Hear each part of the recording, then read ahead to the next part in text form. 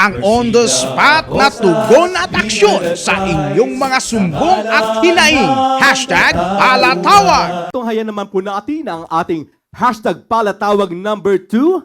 Yan, mula po kay Miss Robeline from Abuyog, Leyte, ending 7174, na kung saan dapat daw po nakalaya na ang kanyang asawa. May sinasabi ka. Sabi niya, Opo, Ma'am ang Percy. pangalan niya, ayun, sinabi na kanina. Yes, Chief. Si Tapos Robeline. JC, ang pangalan ng asawa niya ay Si Mr. Eugene po. Eugene. Manguba. Manguba. Okay lang ilabas ngayon Okay lang kasi po. Sige. papalayain na yan Yes po. 25 years nang 25 nakakulong. years na. Ayun. Dapat. Aba, pwede yan. Kung one life lang yan, edi pwede nang ano yan. Kung may good conduct yan, lalaya na yan.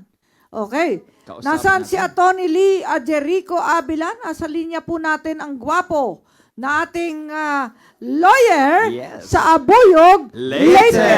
At malapit po sa sa ating penal Penal farm farm. dyan. San Ramon? Ano bang penal farm dyan? Sa Abuyog mismo, no? Abuyog. Abuyog. O, ayan. At nandito rin po si Atty. Ronald Macorol, ang head ng ating... Special and Appeal Cases. Nasa linya ba si ma'am? Kausapin natin si ma'am, yung asawa. 25 years na nakakulong. Dapat nakasama na yan sa for release. Hello, O, ma'am. nasa na, ma'am? Nako, nawala yan. Hello, ma'am. Yan. Ma'am Robeline, nasa Abuyog ka ga. Saan ka ba naroon? Hello Ma'am. po. Ma'am Robeline. Lord, kahit maliwanag signal yan eh.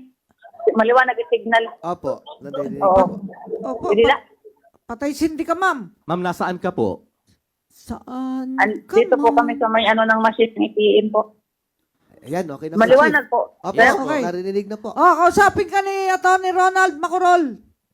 Magandang hapon po, Ma'am Robeline. Kumusta po kayo dyan?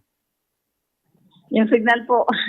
Nahirapan sa signal. Yung Ma'am, signal ko po mahirap anuin. ay ma'am, tatawagan na lang kayo ni Atty. Ronald. Si Atty. Lee Jericho, ano masasabi mo? Dalawin mo nga itong inmate na ito at alamin mo sa warden, ay sa superintendent. Yes po.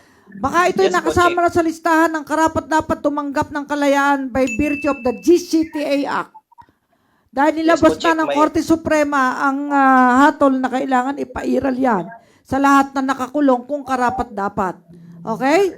Maraming magagandang desisyon ng ating Korte Suprema ngayon. Okay? Talaga? Hello. Okay. Sige ma'am, kausapin ka na ni Atty. Ron. Sabihan mo nga siya. Si Atty. Lee, dadalaw sa asawa niya. Yan. Ikaw, Ginang- kausapin mo Opo. siya. Ayan. Opo, Ginang Robeline, wag po kayong mag-alala. Ano po, ang Public Attorney's Office ay nakahanda pong umalalay sa inyo. Ayon po sa Opo. inyong mensahe sa aming tanggapan, ay 25 years na pong nakakulong ang inyong asawa. At maaari na po siya mag-apply ng pardon. Ang magagawa po ng aming tanggapan ay i-recommend po ang application for pardon ng inyong asawa sa Board of Pardons and Parole. At the same time po ay magre-request na rin po kami sa Bureau of Correction sa pangunguna po ni Director General Pio Katapang na makuha po ang status o prison record at karpeta ng inyong asawa. At sa ngayon po, ang magagawa nyo po prayers lang po. Ganun din po ang aming pamanhik na sana ay mapagbigyan po na mapalaya na ang inyong asawa. Alam mo, may pagpapalaya, may culminating next week Araw ng Biyernes. Yan. Andun Sana po tayo. makasama na yung... Compute na po, ma'am. O, tanong natin, baka kasama na sa listahan yan. Sige, ano po pangalan ng asawa mo? Eugene. Eugene Manguba. Manguba. Ayan. O, sige, wag natin banggitin ang prison number. Ayan, bigay natin yan kay Karon Mac, ka Gerald, para baka kasama na yan. Okay, one count lang ba kaso niya? One count of reclusion o 30 years? Ano ba? Ilan ba kaso niya? Nawala na sa... Isa lang. Oh, naku, pwede na yan. Meron na yung at least 8 years GCTA kung dinasama sa riot yan.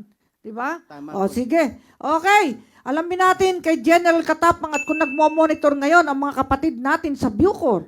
Yan. Diba? Sa NBP at sa Abuyog, Leyte, Penal Farm ay baka masama na. Okay? Atty. Lee, alamin mo sa ating superintendent dyan Mag-report ka sa akin bukas ng hapon.